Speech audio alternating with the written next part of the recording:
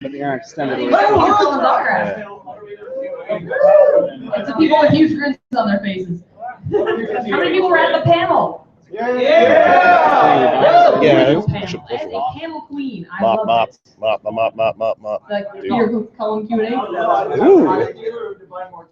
Alrighty.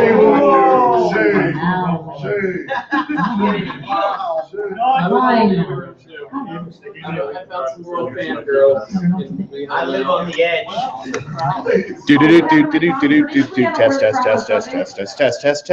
Test. Magic voice. I don't need to hold a microphone. This is about as loud as I'm going to get, just so you know. And I'm going to get about this loud. I'm going to be about this quiet when I'm talking quiet, but probably more like this most of the time. Now, I might shout sometimes like this. Hopefully that was a useful sound check. Excellent. All right. Now I should see if anyone's actually coming to the live stream, and I should plug the live stream. Just give me a second. Round of applause for Vandalus. Thank you. He has become quite a tall figure. I know. All right. Want to see the fan media panel? Click here. He has told me that this is going to be a bit of an interactive podcast. He will be having you all act rowdy within the terms of Canadian gentility. Gentility. Gentility. Sorry. It's okay. Sorry, we set that word on fire in the corner, man. All right, Misha. Yes. I'm going to be whipping this camera around to face the crowd. So if you want to get out of the way. Thank you all. Enjoy your panel. Politeness is not a superpower. Okay. Can I get this to show up over yonder? Or, there it is.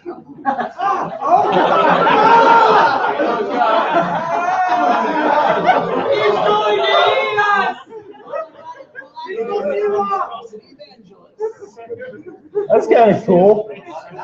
Okay, well, we'll have that running, I guess. Somebody needed like a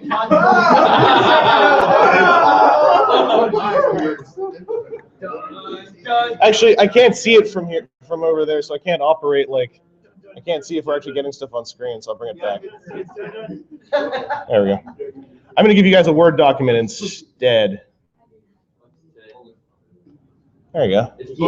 Yep. That's how we're going to start. So let me get my audio thing recording itself, get this pointed at all you lovely people. We'll go for this angle for now.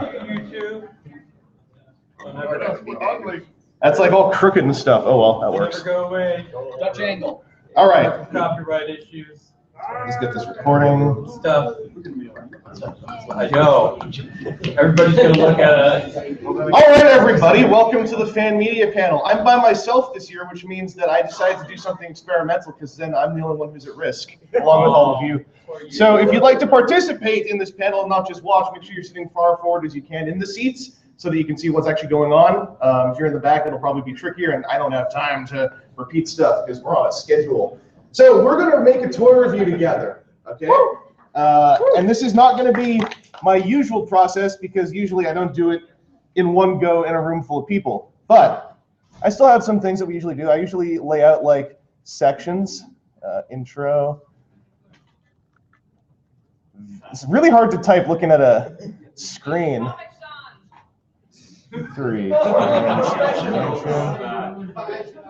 robot mode, 5, posability, and 6, overall thoughts. That's how all my scripts look when I'm making Transformers reviews most of the time. Sometimes I flip vehicle and robot if I'm feeling randy. But posability is usually done with live audio. If you've seen anything that I've done, if you haven't, then thanks for coming here for some reason anyway. Usually I improv that part. Improve? What? No. We never improve. And to start things off, usually I write, ladies and gentlemen, this is, I capitalized myself because I like to feel like the special boy. Got 2 spaces. And I'm here with a crowd of weird random people at a convention, and hopefully they don't murder me. That's Evangelist. I forgot. That's all right. What did you forget? The first thing I was going to ask you guys is what we should review, but then last night, while I was having massive indigestion from some nachos and chili that the hotel had, I decided that we are going to do this gentleman, which is overclocking, because I got him at the Repro Labels booth, somewhat used, has their labels on him, got him for 50 bucks. So, no one knew. What? They were selling a Utopia with their labels applied for 300 some bucks. But they're just going to get jealous, Angelos. They also sold a Contron with their labels applied for $375. I was there when the deal happened. Repro Labels. They don't have much left anymore. That was me popping. So the first thing I usually do when I get a toy now, because it makes for good footage over the intro, is I film the package. Because, like, you know, people who film packaging, terrible people. Who talks about packaging? I don't know. But usually I start off, and this is where you want to lean in a little bit. And I think Make sure it's in focus. You don't want it to blur. That's right. You don't want to be too hilarious all at once. So usually I pan across this because that's when the music's playing, or I come up and it's like, hey, check it out. There's the name, and then we pull out a little bit.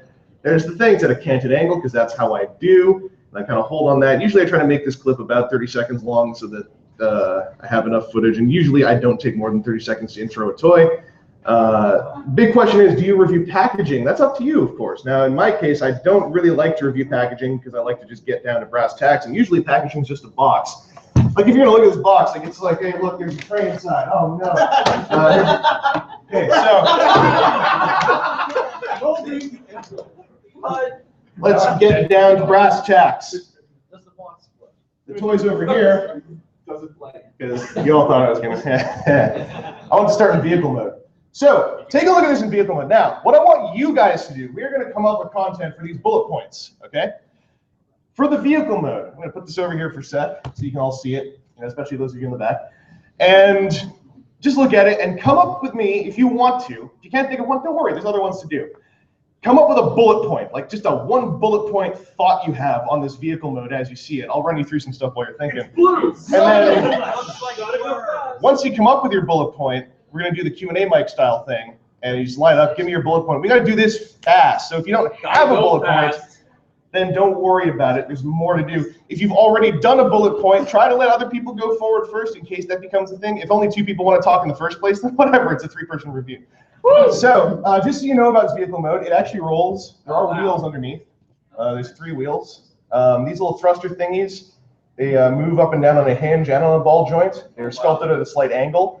The cockpit opens. And this has Repro labels applied.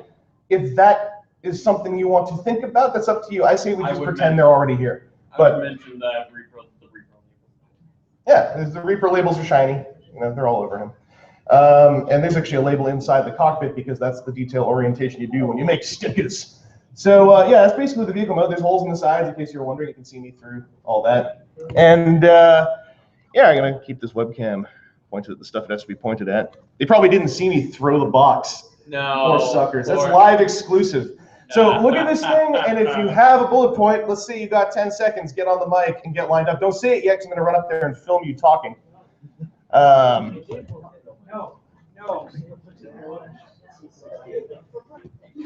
the way, we have like less than an hour now. So if I do end up rushing stuff a whole bunch, don't worry. I don't hate you. I hate myself, clearly. Yeah. I wanted to get this thing dark. Anyway. Let me get this mic over here too, because I'm going to record you with my fancy audio. And see, when I'm recording with my fancy audio, if you give me a hand, yeah, I'll just hold this and point it there, right about here. Just keep holding it there. All right, I'm going to give you a toy, and I'm going to flip this thing on. Get the webcam over here where I guess you can see things a bit better.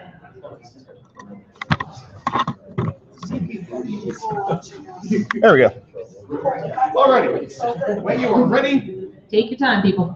go. It looks very sleek. Very sleek. All right, pass it to the next person. The detailing in the mold is very good. Nice use of blue translucent plastic. Awesome.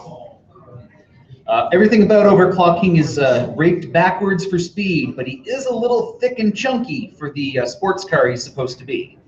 Very salient. I'm also going to run out of adjectives, so I apologize. I'm going to say some couple times. Regardless, he is packing a plastic that is in a shade of blue bomber blue. Alliteration. I knew what was going on there. It looks like Blur. Thank you. This is a vehicle that doesn't exist in real life. Yet. Mine. Come back. You don't want to cross the Sexy. Nisha. Dead sexy. Why does this look like an F-Zero vehicle? No, seriously, it does. Super Nintendo. Yeah, man. All right. Yo, Transformers Cross F-Zero. Make it happen. Oh, yes. Gotta go fast. That's right. So we got the vehicle mode done. Now to go with all that, I'm going to shoot some B-roll so we can just lay it in, have some good glamour shots of this. Oh, that's wrong. I'll keep the Java Prime on audio boom.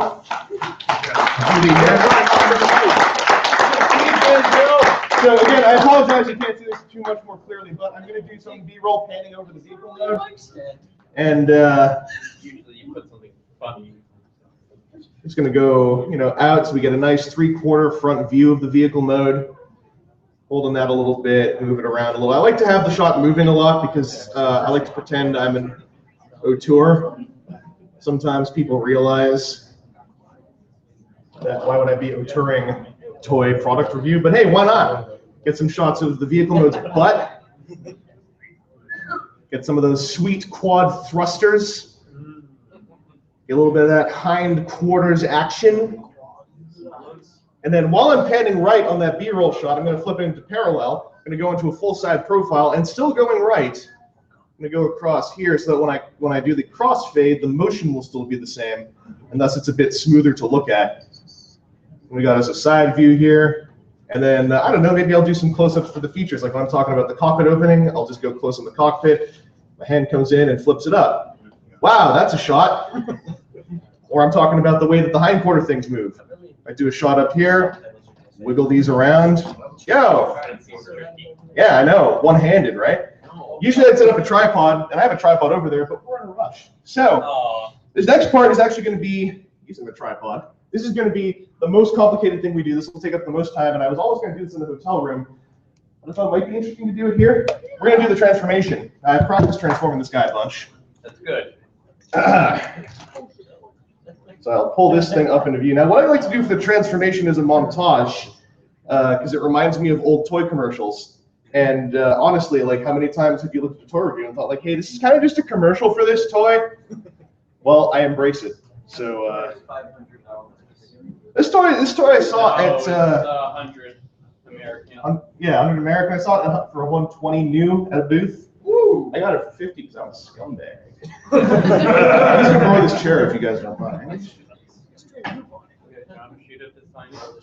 No, I didn't think of doing such a logical thing.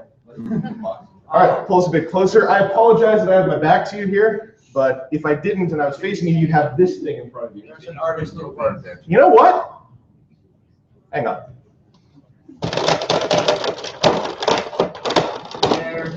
This boy. This makes more sense. Why?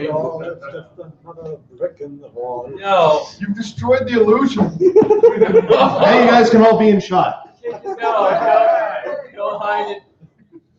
More participation. Get over. So what I'm going to do differently here is usually I have a quiet set in my bedroom when I'm filming transformation, so I can get the audio of the transformation in there, like the clickety clacks, the noises you get. But in this case, why bother? I'm going to talk you through what I'm doing. Woo! Buttoning up a shirt under these lights, bad idea. My apologies if I get a little bit glistening. So this transformation, I'm going to do this a bit fast. What? The mic dead? Should I be closer to you? Oh, that? Ah, it doesn't matter. That's okay. I'm going to pull this around to point at me for a bit. Hi, guys. Beautiful. Okay. The live stream, man. Come on. So what I'll do for the sake of simplicity here is I'm just going to switch between what I would call a wide shot and a close-up shot of the toy. And I'm going to do what's called cutting on action, or at least preparing for what's called cutting on action. So when you start transforming this toy, right, it parts forms. That comes off, this comes off. bear this in mind while you think up a bullet point about the transformation. Pulling those things off, I'd cut away from this afterwards, go to a close-up of the next thing I do, which is unfastening the arms. So, unfasten the arms, and they flip this way. Now, I could do this a second time and leave it at that, so I'll do it a second time. But that took a little bit longer, right? So I'm going to cut there, and I'm going to go out to a wide. I'm going to reset this a little bit, and I'm going to do it as close to what I just did as I can. So then I'm going to find a point in the action where I'm doing the exact same thing in both shots. Use what's called the 80-20 rule, where you show 80% of one shot, 20% of the other in either direction, and cut on that to give a sort of seamless feel of it going from wide to close-up or vice versa in a way that the viewer won't notice, as opposed to them just seeing what's happening. Like, you know, you might see, of course, you'll see like, hey, the shot went from close to wide, etc. But you're not going to be sitting there going like, ah, the shot just cut. You're going to be going, ah, the arm's moving. You know, make sure that you're still paying attention to what you're supposed to be seeing. So we do that, and then start flipping the legs down. Now that was a big wide motion, right? Which is a perfect place to, once again, cut on action. Go in a bit closer. And then here's where I kind of pause for a second and go like, now what do I actually want to show after I unfold this? I'm thinking, let's finish the legs. So start going again. Click all this in here. Put the crotch down. This guy has a whole separate panel for his groin. It's pretty fantastic. Swivel the legs around. Swivel that leg around. Let's hold there. Let's go in a bit closer on that leg. Go back a little bit so I can start to swivel all over again, and then start transforming the leg in full. It's gone out of focus, so I'm going to do that again. This happens constantly. I'm going to lock focus for this shot, and let's get going. So we're going to turn it like this. Come down here, transform the leg. I transformed this guy about 50 times this morning. Oh, wow. So I'm probably still going to get some stuff wrong. Now there, it's like I can't get that panel out, right? My personal preference is not to show struggle with the transformation, but to just describe it if it happens. So I'm going to zoom out and I'm going to try again. Finger in the same position. There we go, came out, but that still took a while. So I'm going to put it back. I'm going to unlock it, put it close to being locked, cover that up with my finger, pull it out. Hey, look how easy that transforms. By the way, that's how sometimes commercials can deceive you. They hide the struggle. Am I hiding the struggle? Am I a commercial? I don't know. That's the artistic question of YouTube. You need a montage music. Now, this doesn't look like a robot yet, but we're about half done. I'm going to go out to a wide shot again, and this time I'm not going to worry about cutting on action. Sometimes I just let shots go to shots, and cutting on action's fun. It's fun for me, at least. I like to have it in there, but if it's not going to fit, it doesn't fit. So, starting from here, we're in a wide shot. We're going to have the waist swivel around and collapse this thing down. That took a little bit long. Okay, let's try that again. We're going to have the waist swivel around, the arms out of the way, let down, boom, boom, boom. Okay, flip them around, and then blah, I'm doing stuff. That's a great way to use caught on action to just cover for the fact that it's tricky to get from one position to the next. So I'm going to go closer, have this come down, then split this backpack piece open, swivel the head up. Okay, so I'm swiveling the head up there. That was in close-up. We're going to go to wide again, because this backpack actually is a little bit of a jerk to get all the way extended out. And the arms now being in this position, you might think they teleported. They were out of shot last time. So while they were off screen, they magically went from here to here. So that's another trick I like to use, just again to save some time on the transformation in the final product, final video. You don't have to see all of this stuff like the finagling things. I know that's actually a preference of some people, and I think that you can't really have it one way and the other. It's one way or the other. So that's just how I prefer to do things. I'm going to go to wide here, get going, and we're going to say the head comes up, threads through the backpack, which closes around the armature that brought the head up from his butt to his neck. So we'll these things up, and we're going to go to a close-up shot just to show these things going up and getting out of the way to close his butt flap, because his butt flap now closes over the butt of the figure. The things come up here. We close the butt into a solid plate that has a seam running up the back side. Get his arms down into position. Go back to a wide shot. Get his arms down into position. Get his backpack folded around into the right place. And then we pull an arm out, and that's a real fun thing to watch, right? So let's do it again. There I might cut on the action of like just seeing me start to struggle with the plastic, and then from here I'll just cut when it starts moving. That's where going frame by frame helps. If you find the frame where the motion blur of the motion's happening and you cut on that, it feels a little bit smoother. Someone's bird just sang. So here we go. Blam, and then we swivel this to the right, and then he's got actually a really pleasant hand reveal. We're gonna do that one more time in wide since we just saw it in close-up. When it comes to limb transformations, I like to show one from one angle and one from the other, or one in close and one in wide, just so that you're not seeing the exact same thing twice in a row. And you're able to, in my mind anyway, you're able to get a little bit more information out of it by seeing it from those two angles or two different views. And that way I don't have to say all that stuff out loud, like, you know, little implicit things like, hey, this bit moves like this and this. Like, you're just seeing it, and I don't need to like straight up tell you that the arm is sliding out, then being swiveled, then the double hinge, boopity boop, and we're done transforming him. Hooray! Yay! And then sometimes, if there's a dynamic head reveal, which there isn't on this toy, sadly, I'd wait till the very end, find this really cool like 3/4 angle, right? And then I'd be all like, bam! Get my hands off shot, then turn the toy to the camera as though it's alive. I don't know why I do that. I just think it looks cool. Anyway, that's the transformation done. Now, if you had any thoughts on that transformation while we were barreling through it, and hey, we're not even at 1:30 yet. Good job, everyone. Awesome. If you had any thoughts, line up now. Remember, one bullet point. We want to do this quick. I just touched the lens of my camera because I'm real smart. Oh, no. It's okay. It happens all the time. Let's see, what do I want to do? I'm going to take the robot with me. Thank you, PJP, for being my boom man. Hey, Mike. Hold on to this for a sec. That's going to get the webcam over here. Yo. Still funny. Is that Malwave? No. Yeah, that's not what making fun of me. It's okay, he's still in high school. Bye-bye.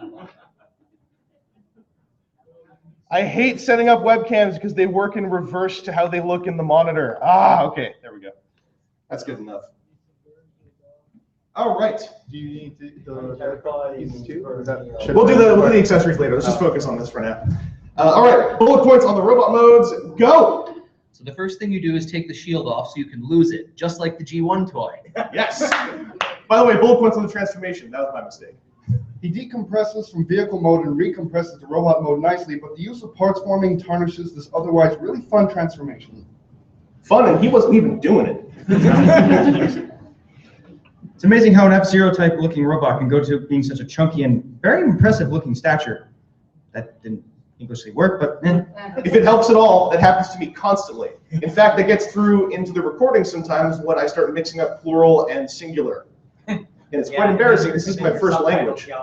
Oh, into this mic is fine. Yeah. While not a dynamic head reveal, going from point A to point B is very fun. I hope it was fun to watch from over there. It was good for all of us. And during transformation, why is his head on a rope? good point. That is something about this toy's transformation that I thought was kind of keen and kind of weird. Is it's on a stick basically that like you split the backpack open so the stick can swing around here, and it like fake parts forms his head from here to his groin. And it's kind of like those VF1s, those Macross toys where they have little armatures that like move the legs to the nose cone rather than, you know, just taking them off and sticking them on. I don't know much about Macross. I just know Graham from Macross World put up a big ass video about the VF1s back in the day. All right, so we're gonna talk about the robot mode now, and this is going to be a little brief because talking about it, I don't want to do too much talking. I want you guys to do the talking, but I should let you know a few things about the robot mode. Posability aside, the focus when I do the robot mode discussion, usually I would call it robot mode paint and sculpt. In this case, we're going to also be covering his accessories. And yeah, usually the accessories, I used to give the accessories a separate section. Then I realized that was just like an extension of robot mode. So I simplified it. And this is just like stuff nobody even sees. This is my dumb script that I usually do in Celtex.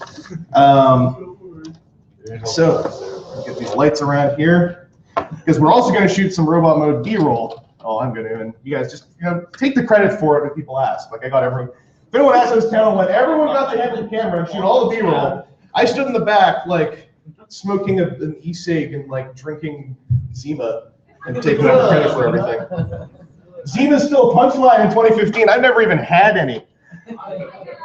What's it taste like? All right. Lies of deception. point this at this. I got a question. We have a question over there. Do you want a figure to?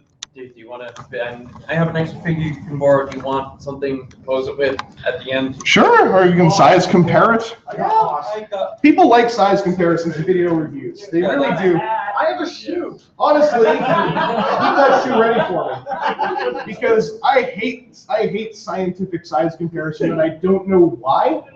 Here's the thing. I've been watching your reviews for a while. Oh yeah, that would be. I used to think the SH Figure Arts figures were really big because I couldn't get the scale from them from your fingers. Yeah, I've got very weird hands. Yeah, they're a little bigger than I was expecting them to be in person. He's not talking about penises, he's talking about Kamen Riders. Kind of the same thing, kind of not. I like Kamen Riders. So I'm going to film some B-roll of this robot mode. Usually what I do for the robot mode B-roll is I get the guy standing, as you do. I try to keep him standing in as neutral a pose as we can. I do better usually, but I think I'm just going to wing this a little bit. Try to light him so you can see him. I like to start off pointing at his feet because like Quentin Tarantino, and then we kind of roll up his body, get up to the head, and then without focusing on the head, start to zoom out to give a full body shot. That way I feel like the viewer gets a pretty clear look at, the whole of the generality of the front of the robot mode. We hit about 15 seconds, and I spin him around, and I trying to keep him in the same general angle so he can just reuse the lighting setup. Going on the back of his ankles because that guy from Densho Otoko. And we go up here. Yes, someone laughed. Yes. You're my hero. Okay, we get the rear. The rear I actually don't usually focus on that much because honestly, who stands their robots facing away from them when they look at them? Not many people, except for that guy in the back. That's okay, and a yellow shirt. That's privilege. They're in the combined mode. I like to go for the third B-roll shot from my usual package. Flip him so he's directly facing me, go real close on one of his legs, and I kind of travel diagonally up his body to get a bit of a, whoa, we went out of focus, hang on. Diagonally up his body to get a bit of a closer look at some of the detail, and then kind of pan around it a bit. And then often this just sort of turns into a close-up of the head sculpt, which I often give some particular thought or like separate paragraph. Because, the head sculpt of a robot toy, or of any toy really, of a biped or quadruped is important. Like that's their identity in a way. It's what they look like. So you're gonna pan, try to do a bit of a, not quite 180, I guess 160 arc around the head, so you can get a decent view of what it looks like from several angles. And then that's usually most of the B-roll. Sometimes I'll flip them sideways if I feel like the backpack or the body bulk is worth bringing up. Let's do a bit of a sideways shot. Sometimes I do this just to have extra footage to kill time because I put in too much talking because I'm long-winded. And then there's one other thing I should show you about. So now we're going to go into more of the accessory weaponry type stuff. I'm going to go grab the tripod from over here for a second, so I need both hands to do this. Usually I just use the tripod. Sometimes I do one-hand stuff if I'm just like really in a rush or just like, I just want to do this.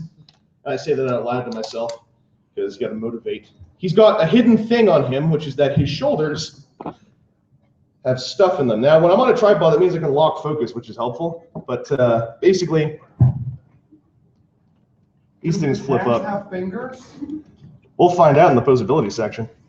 Now, I bumped the camera a whole lot during that, so I'm going to do that one more time. I'm going to move this closer. Set the focus to this, and we're going to get going here.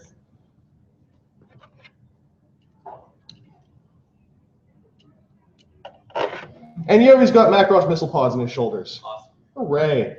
Those are accessible in the car mode, but they shoot straight up, and I don't think that would really help him that much. Actually, no. They could be homing missiles. Sorry, moon control. Yeah, they're just, shoot them up and then like use that laser, they fall down. And blow up everything behind him. I don't know. I don't think of Blur as a missile man. No, it really. seems kind of weird to me, but Yeah, it looks cool, but yeah. So, we're going to do the accessories, and then we'll almost be done this thing. For his accessories, he's got a shield and a gun thing. So the shield's going to be real easy to talk about, because we just go like, it's a shield that plugs onto his arm. So I'll just take a shot of the toy, take this, plugs onto his arm. Pretty simple. Now, his other thing's a bit weirder. I got to show you it transforming. So from the block it was in, I'll go close up too, so we're not going from like the same shot to the same shot. But it starts off as this kind of brick, and then you fold it around like this, fold it inside out up here. Now it's a gun, and that gun can happily go into his hand, and now he's holding a gun. And then usually here I shoot like a quick bit of B-roll of him just like waving his accessories around just in case I need the extra time. Put him in a real unique pose, the Transformer with one leg bent, one leg straight, kind of pointing his gun off to the side and holding a shield at you. Yep. Looks real sexy, doesn't actually do anything in battle, but you know. Standard stuff. Yeah, as you do. Get a nice up angle on that. Ba-ba-da-ba-ba-da-ba. Yeah. Is it a target master? No. Okay. Good question, though. There's one other thing that this gun does. And this thing is my favorite part, actually. Get this in here. Let's get him off to one side. And what we're going to do is turn this thing inside out in a slightly different way. So it goes, how does it go? Yeah, it goes flip open like this, fold this back out, fold the other two claws out. Now it's a triple clawed weapon, you know, as Blur is known for. Yeah. And then we go close up to his arm. And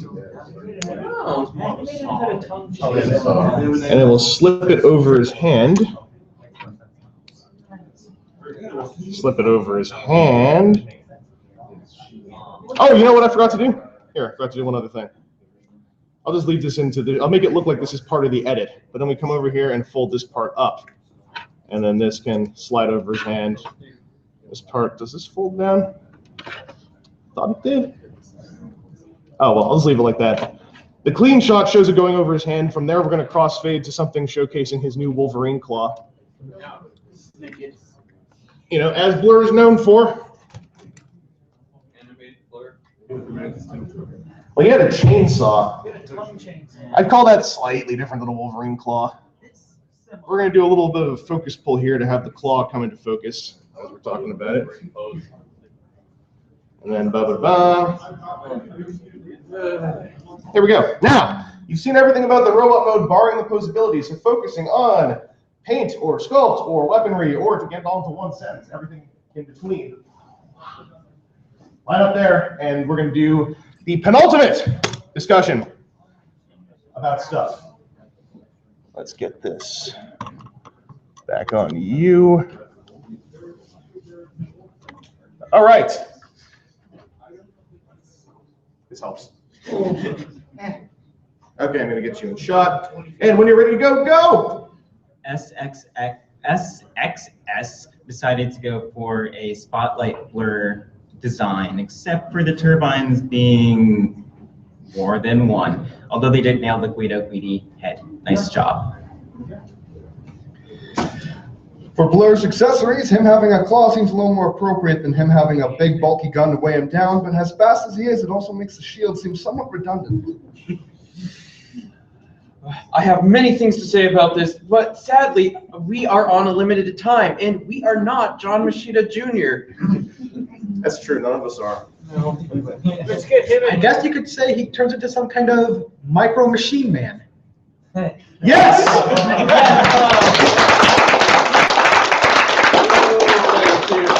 How do you follow that? You can. The color separations on the figure is very well done. The use of clear plastic gives that glowing energon look pretty well. If you're a G1 Blur fan, this might not necessarily be for you, but if you like the IDW style, it definitely is something to take a look at. He's a bit square and blocky in his robot mode and doesn't look particularly fast, but the 4 giant jet turbines on his back probably mean he can zip across the battlefield pretty good. Cool. Got one more, no more. Oh, 2 more. Okay. Jeez, I was last in line when I started. Now, talk about this guy. His head isn't cartoon accurate, but I probably wouldn't spend $250 on an accurate head. Unless you're a huge Blur fan. And there's a huge fan for everyone, turns out. Yes. All right. Dreamy. Good enough for me. Is that twice step? Yeah,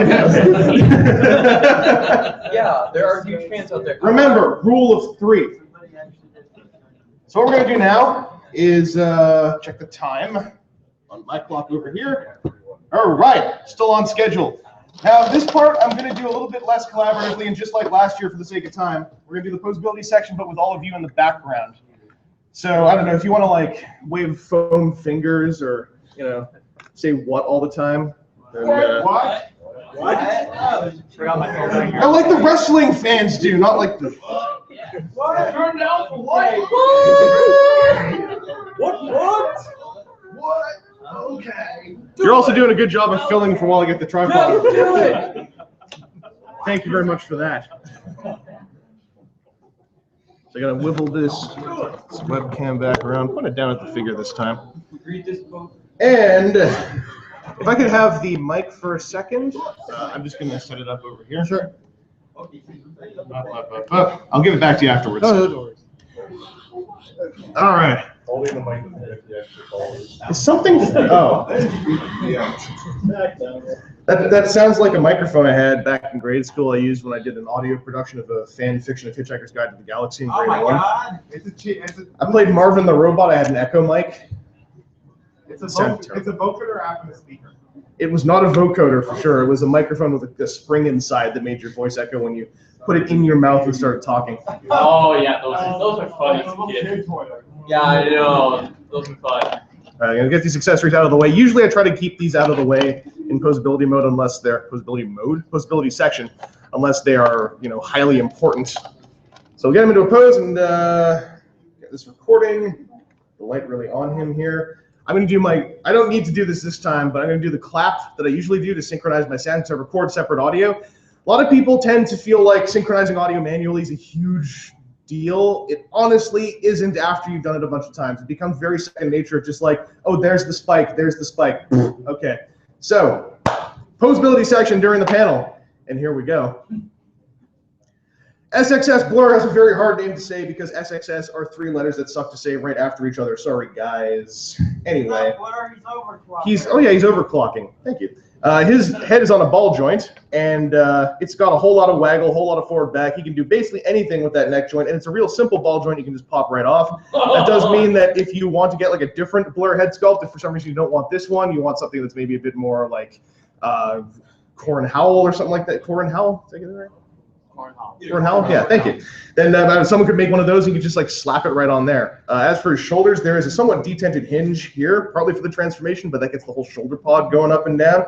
It also can go forward and backwards. And then there's a joint in here, a ball socket joint of all things, connecting the bicep that allows some outward motion this way and a little bit of rock and creak in there. It's also the bicep swivel. There's a under the bicep swivel, right under the elbow hinge, which goes about that far and about just under 90 degrees. He's got a ball socket for his wrist, and his fingers do open, and they look pretty good when they're open. He's got kind of pointy fingers, so if he doesn't like another racer, someone's all like, hey, you could stand to lose a few pounds, you can just claw their eyes out if he doesn't use his claw. He's got a waist swivel that's pretty much unimpeded, despite having lots of chunk here and lots of butt chunk down there. The thrusters are still, somewhat posable if you want to adjust them for his robot mode. His hips go forward and backwards enough. They can't go all the way back, they can't go all the way forwards, but maybe a little bit more forward motion would have been okay, but you would have had to engineer an entire separate swiveling gimmick into his skirt, and why bother, right? His outward motion is on a detent, and this is the bummer. So it's on a detent, and there are 3 clicks. 1, 2, 3. Now he's Van Damme out. Same on this side. So he can Van Daminate, but he's got Combiner Wars Optimus hips for the outward motion, and that's a super bummer. The upside is the gear is so soft, you can really easily just get him in between clicks, and it doesn't resist very much. So it's a lot more of an implied detent. Thus, it's a lot nicer than a clicky Combiner Wars Optimus detent. So it's not that big a problem, but at a first glance, it's like, it's an ongoing thing with not just like these toys or Combiner Wars toys, just like a lot of toys coming out lately, mostly official, I admit, have this thing of there are not enough teeth in the gears. These gears are soft, not that big a deal. There's a thigh swivel that is unimpeded. There is a double jointed knee that's got an awesome range of curl, given that there's all this bulk back here. So it's not faking it. The proportions are nice enough that you can really see the motion when it's bent. I really dig it. His feet are on a ball socket connection, so they can tilt, they can tap, they can do all that. He's real easy to stand. He's built real nice. Like SXS originally released continuously variable, which by all accounts I never handled one. A lot of people said it felt like it was made out of soap bottles, and I've not heard much good about it as far as its build quality. This guy feels dead solid. Like some of you have been holding him.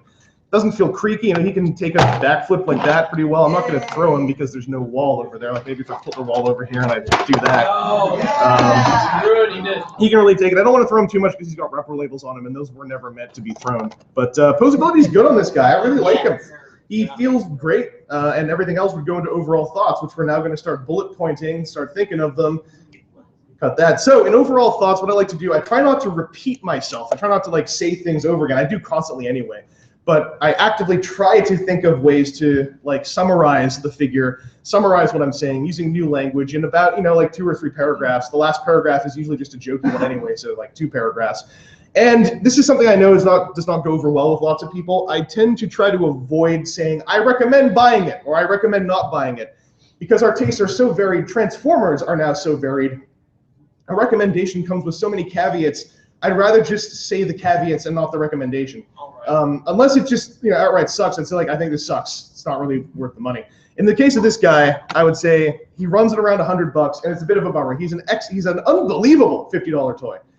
He's an excellent $60, $70 toy. I feel like the $100 price point mostly comes from SXS. I would hypothesize not having a good factory connection. I think it comes down to the production costs. There are tons of parts count on this guy. Like the sheer number of separate pieces on this guy for his size is quite high. I think that if SXS had a better factory connection, he would have come out at, you know, much closer to your usual Mastermind Fans Project price points.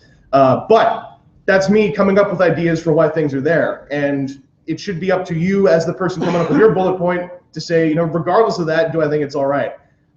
As for build quality, etc., hopefully, you know, some of you guys have handled them while you're up there. I'm going to hand them to you when you say your bullet points. So if something changes, then, you know, you have your opportunity. My camera's over here. In general, like, I kind of like this guy. I think his head sculpt could have stood to be a bit more cartoonish, but or a bit more comic-ish. It feels a little G1 generic to me in the face, mostly the lips and the eyes. If I could like swap a different face in even, and it looks like maybe I can. It seems like a separate piece. Then that would be cool. But I like him a lot, and I'm really surprised how much I like him. He's built really well, and I hope SXS can continue making stuff and hopefully get a better in with the factory to bring some of their costs down, if that's feasible, if that is the reason why. I don't know about toy production that much, so he could cost so much simply because of all the pins and separate pieces, and you know, that's that. I don't think SXS is in a position to be trying to like make a massive profit off this guy, because does anyone know what continuously variable is? Nope. Okay, there you go. So if you've got a bullet point, go ahead and line up. This is for overall thoughts on the figure, just like, you know, summarizing everything. You can just come up with like a sentence about your thoughts on the figure. I'm trying real hard to come up with a summary of this. I just want to go last. So we got someone bookmarking the last place in the lineup, which is not something I was expecting. Thank you, BJP. You're on live duty again. Get the camera on. Swivel this webcam around. This, by the way, is why most really cool operations have a team. Imagine if I was trying to do what he's doing while doing all this. I would have died during this panel. So I would have like tangled up in some cables, flipped over, gone headfirst through that mic, but I would have actually been strangled by that purple cable right there. Oh, no. That one. I can tell you right now, I'm a professional. I know what I'm seeing. That one right there would have got me in the end. All right. Overall thought, bullet points. We are recording, so whenever you're ready. Oh, wait a second. I'll just stand here, wait. All right, now whenever you're ready, go for it. Okay. Overall, I think they did a decent job getting this ready for production, for people to play with, or even just collectors who are just going to put it on in one pose. Again, like you saw earlier, you can have your running man. Yeah.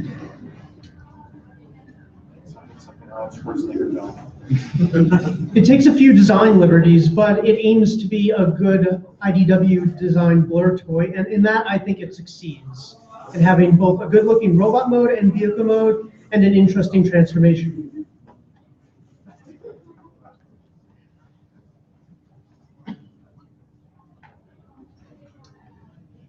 So I'm ignorant of all the IDW stuff. I will say that For being covered in repro labels, I don't really notice where those labels are. So the extra money to accurize it may not be something you want to spend. Overall, I like the color. I can forgive the parts forming for the transformation, and G1 toy did the same thing. So if you're looking for G1-iness, then expect that. But if you're looking for IDW and you don't expect that, then well, happy shopping. Your life is over. It's the blurriest blur that isn't named Blur. I'm trying to work on the focus, I'm sorry. Let's see. Let me hold it back for a second, just so you don't end. Oh, you don't want to get that in the mic. Oh, sorry. Russell, Thank you so much. Well, the overall, it's a very sculpted, well sculpted figure, but as previously mentioned, there is too many panels in folding, and I think if they oh my God. Or I do all the time. SXS went a bit too fast with their production. In the end, he looks like a pretty good rendition of Blur. And if that does the job for you, then the quote Blur, absolutely positive, man, you know we can get the job done faster than he can. Nobody. That's a good way to end the video. That's a good way to end the video. See, I would have edited this video thinking like, it'd be great if I did some Blur talk, and I would have spent 3 hours hunched over a microphone, constantly screwing it up because I can't talk that fast. Now there's B-roll I usually do, over all that stuff, just like action poses and things. For the sake of time, I'm thinking I'll do that later. I'm going to be doing the editing of this later too. We've got about 8 minutes. Yeah, 8-9 minutes left. So let's just do some Q&A if you have any, like just about like producing videos or anything about whatever. You can use the mic if you want. I mean, look, it'll be louder. Fill in some talk time here. You want me to use the mic? Yeah, sure. All right. What the hell? Oh, sure. I'm going to mill around here, but I will be hearing and answering what you're saying. So when it comes to sort of transforming certain transformers, we're in shots where it's sort of like supposed to be a scene and it sort of looks like they're transforming on their own. Like, how difficult is that to do, sort of? You mean like where it looks like it's dramatized and they're doing sort of like thing. in the Fort Max video, or in like when you reach the end of a combiner and you sort of do that whole sequence where they combine together. Yeah, that stuff, the way that I keep my hands on the shot in a lot of ways is, again, thanks to the editing program giving me freedom to move things. So when you shoot with DSLR, for instance, I believe you can go to about 150% size without losing a whole lot of image fidelity, especially once it gets, the bit rate is changed for YouTube. So I'll shoot stuff where my hands are in shot, knowing that I will like post-productionally move the camera in and out, left and right, etc., to keep them out of shot. As for like storyboarding in my head and everything, like it's really haphazard. I don't do things according to process at all. But it's sort of just ideas that come to me in the shower, and I'm like, I think it'd be cool to do this, and I'll just, if I can't think of something to do, I'll just start doing it and just see what ideas come to mind while the combination's happening. Of like, yo, it'd be really cool if we just cut to a close-up of these things going wham, because that way I don't have to actually show them going together. And do you still want to do like a comparison shot with my shoe? Sure, bring it over. All right. Hold your breath. We're gonna leave that part out. That makes this one of my classic useless comparisons. No one has this shoe yet. This has come straight from China, stolen Chinese shoe. It's that Optimus Prime toy that turned into a shoe. This is bigger than that guy. Size comparison with a New Balance 609, brown and black tan stripe. All right, thanks very much. Yeah, next question. Question about lighting. Do you usually find like quote hyper light with like yellow tints be okay, or you just do it with the white balance on the camera? So I usually just do the white balance in post and in the camera, because I've through sheer fortune just found a combination that works. Like I find I'm able to get everything to balance out nicely, and I like Final Cut 7 has a really decent bunch of white balance and things for what I'm doing, since it's just an object in a background. I mean, definitely if you can plan ahead and get a lot of white light, it'll look better before you have to do anything. And the saying is, the less you have to do aside from filming the thing, the better. Like the most that's done in the real world and not in post-production, the better. But I mean, of course, you want to white balance your camera for whatever your scene is. In this case, I didn't because, again, scumbagging it for time. So if someone don't have like a editing software, you recommend using like Polymeter? I mean, if you're on a Mac, iMovie's fine. If you're on a PC, you didn't hear this from me, but I hear Sony Vegas is pretty piratable. And Sony Vegas is fine. Like, a lot of people use Sony Vegas. So we're running out of time, so one last person. Where did this come from? Oh, all right. Two last people, sure, just go quick. Generic question, what in your personal opinion is the worst toy you've ever reviewed? Probably the Jazzware Street Fighter toy I saw in Toys R Us that had broken in the package and I didn't buy it. I did that review on the podcast. Hope that answers your question. Thank you. How do you do the writing, like, on the video camera? Oh, the subtitles? Yeah. Well, you know, we come to a business agreement. They come in for post-production. They line up there, and I have two preset, like, 3-second and 4-second texts that fade in, fade out in Futura fonts, and basically there's no system for it. But I try to have them come in around about every 30 seconds. Sometimes I do them all in one go. Sometimes I do them while the video is being edited if I need to procrastinate from filming something. And it all came from back in 08 when I started. I kept refilming my first video because I wasn't happy with it, and I thought I'll never get a video made if I keep refilming it, so I'll just call out all the stuff I don't like, and it turned into whatever it turned into. By the way, nothing against Street Fighter. This is total coincidence. Thanks for your question. Thanks, Misha, for handling stuff. Thanks, PJP, for handling the mic. Hey, thank you all for coming in.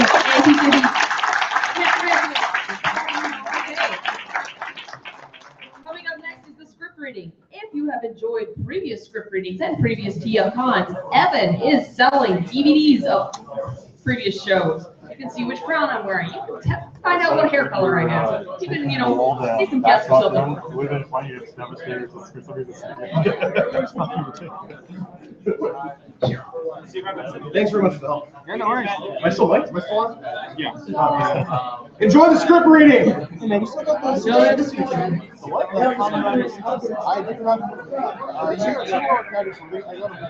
Okay, you still got I have one more box. Hang on, let me pack up. Are you gonna do any auditioning tips this year? Pardon? Are you gonna do any voice auditioning? Me, probably not. I gotta get ready for my panel at 4:30. Oh, okay. It was the one we all worked with. trying to find a pair. The Mexican wrestler guy. His leg was like disintegrated, like his ball joint had just apart inside the box. I shook it. I was like, well, Jazz wears. But like he's like the ones I'm gonna wear on my Super Mario. Like The answer show is Transformers Prime Black. The answer show is the Transformers Prime Galactic. That's true. Okay, for people waiting to talk to me. It was great seeing you at the TFcon, and I really enjoyed it. Oh, thanks very much. I'm glad it wasn't horrible. I actually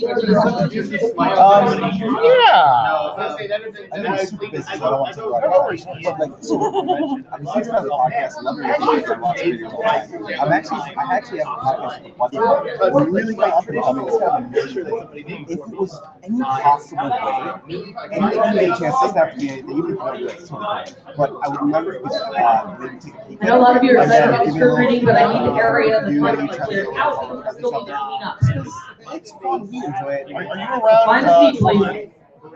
We're doing a podcast recording in here as the very final panel. And we're gonna do a bunch of Q&A. Just come up and plug it too. Just remind me you're the guy who gave me a card. And then I'll be like, you should plug your podcast. We'll do that today. Okay. It's happening now. I just usually use these two plus a white LED lamp over top, and then the top lighting actually helps a lot. It's called 3-point lighting, one for each side, one on top. Mixture of like totally BSing my way through things, and I did an actual. I went to a film school for the one that's not as good. Degree? That's below diploma, right? No, right. Like I was thinking, like I'm gonna go back to school, and the way you do this stuff, I don't know this stuff. Like you're doing the right thing. So yeah.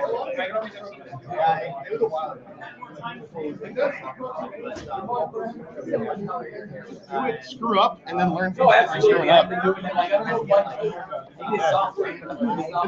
It's what I learned from.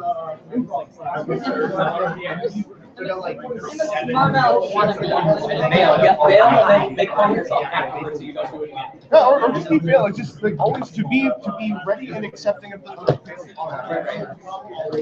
Oh, wow. So the people you use this for late bail or filming and everything? Yeah, this is a DSLR. Except the Canon 17D. Yeah, I got that.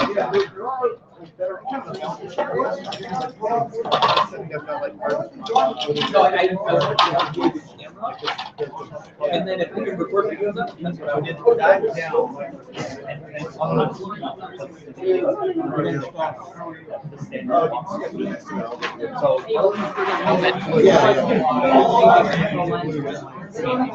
just use standard. It's helpful, but it's not focal distance it has to be from things, and that can be sometimes more of a hindrance than anything else. You need help? I should be okay. I should end this live stream though. So, whoa! I'll talk to you guys later.